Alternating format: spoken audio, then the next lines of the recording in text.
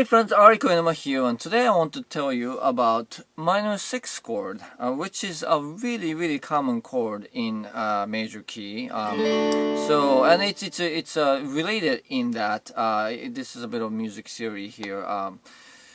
Major key and then is relative minor, the minor key equivalent or minor key. It's almost like the head and tails of the same coin, like two sides of the same coin kind of thing, right? In the major key, the minor 6 chord, that's like the minor key version of the same key signature.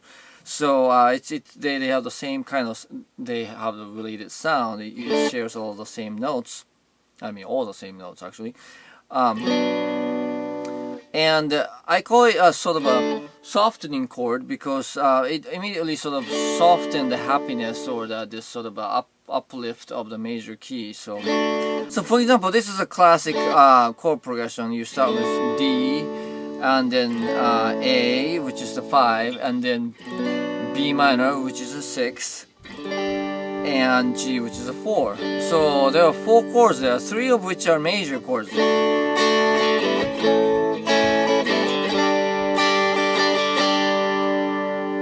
But then this chord progression sounds kind of sad and melancholy because of this minor 6th chord.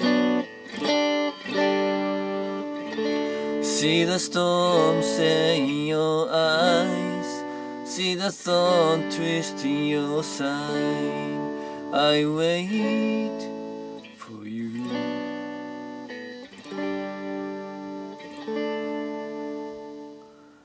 So With or Without You has that sort of emotional sensitivity thanks to this minor 6 chord, and although we're in the key of D major, the song doesn't strike you as a happy song, just all because of just one chord in the otherwise sort of a major kind of tonality.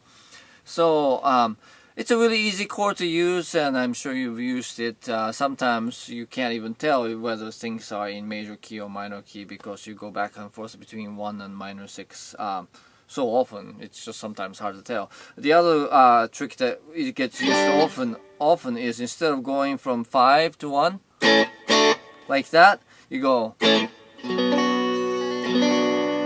right. And then that has this sort of unfinished, unresolved, oh, something that expected didn't happen kind of sound, and that's very common. The other place you can go in that kind of cadence is also 4.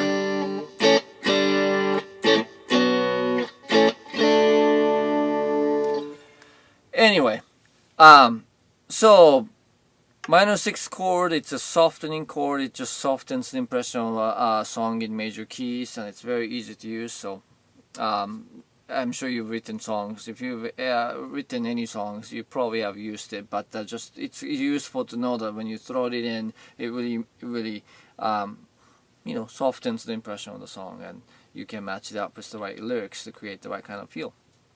Right? Okay, that's all I have for you today. Thanks for watching. I'll see you next time.